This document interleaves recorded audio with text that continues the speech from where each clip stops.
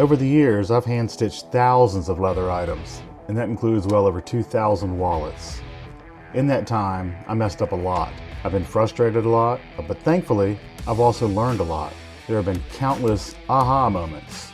But today, I'm going to share the #1 tip I can give to anyone who's just starting out in leather crafting, or to those who are mid-journey but may not realize this tip is out there.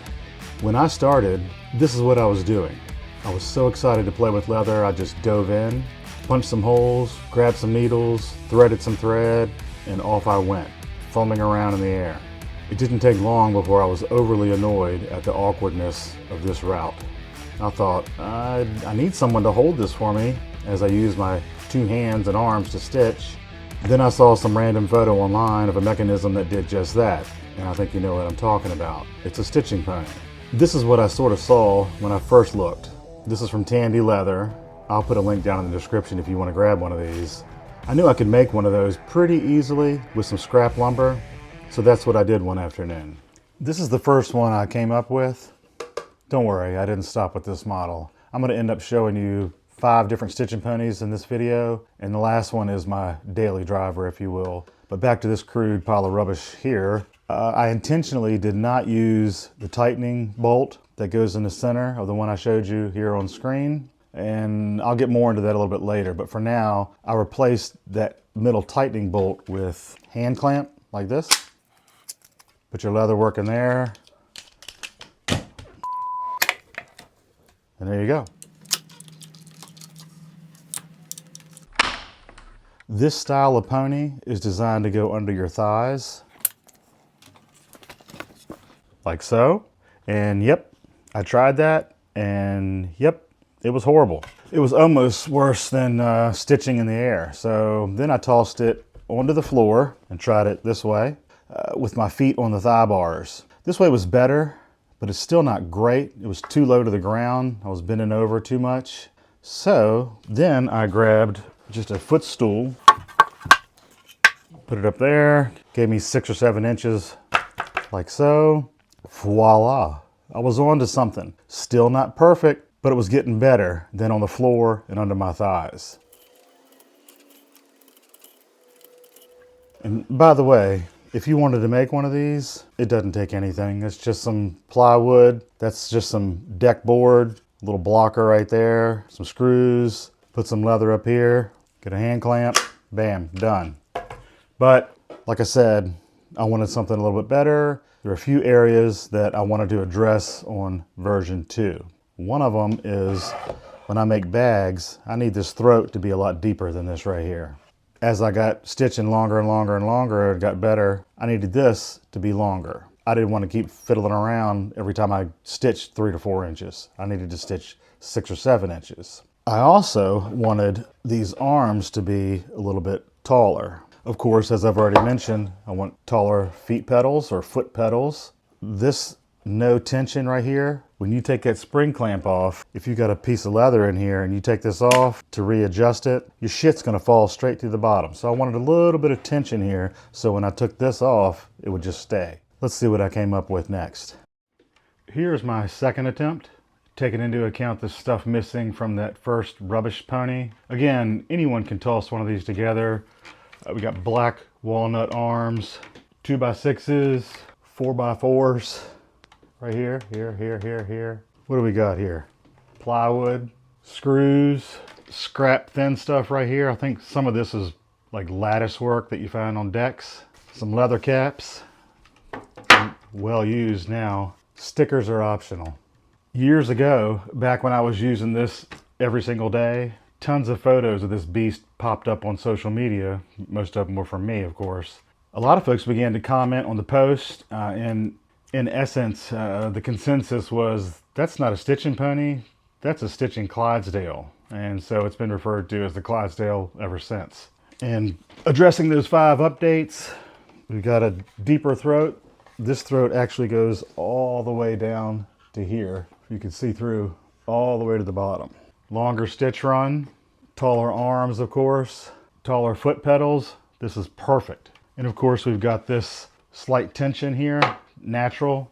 You could just open this up with a hand, put something in there, and it will close. And theoretically, I could actually stitch like this, and I have every once in a while when I got lazy, but it will come out. That's what you got that for.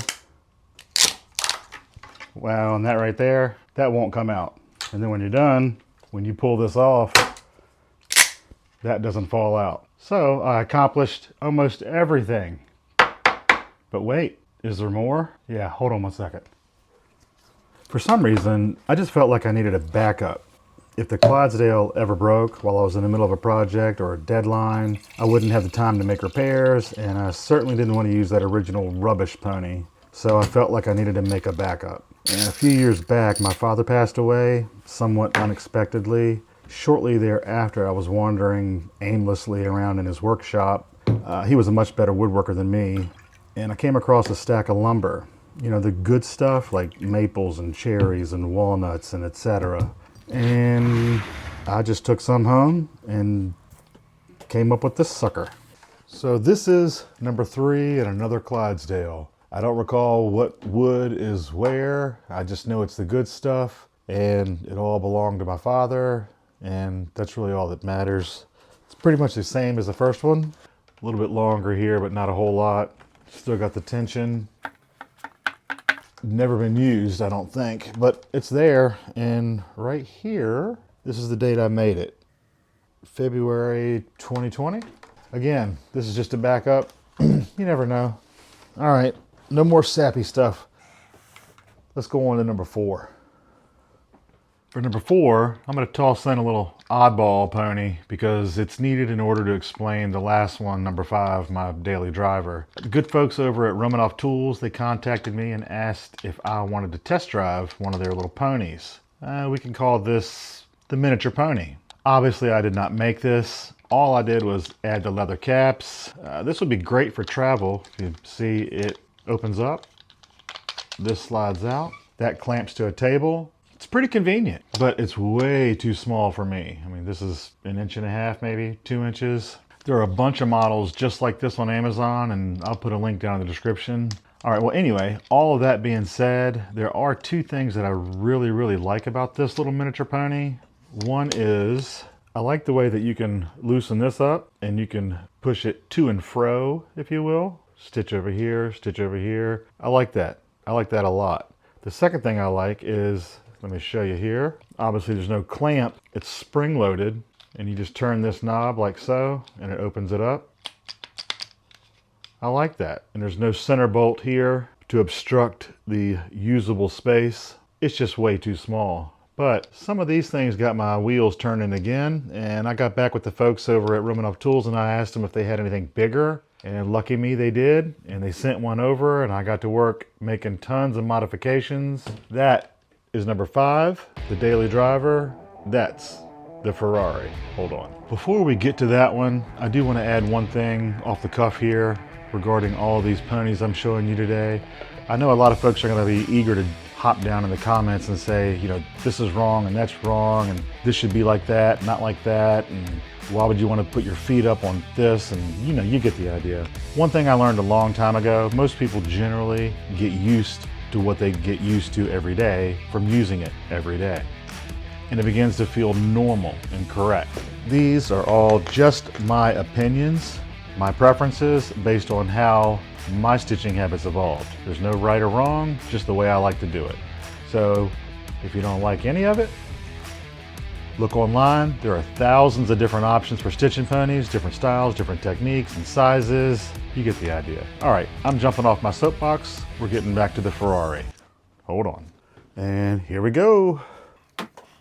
Maybe not the pinnacle, but possibly my pinnacle. I've only got one complaint or gripe about this Ferrari. It's something that I mentioned and solved at the beginning of the video, and yet it has returned, but I'll get to that in a second. For now, when they sent me this was an under the thigh design, just like my rubbish model from before. These bars here went out to go with your thigh, and I cut those off because I wanted to achieve this rise. And then of course I built the platform. I left this spot blank for weight reduction. Now if you notice, here's our miniature pony. Same exact design. We've got the articulation knob to go to and fro, clamp adjustment knob here, I put on these studs to go around here to get better purchase as I'm spinning it. Of course, some people are going to say, wait a minute, your thread is going to come down here and get caught on these. It might for some, but it doesn't for me because I've adjusted how I hand stitch to eliminate that possibility.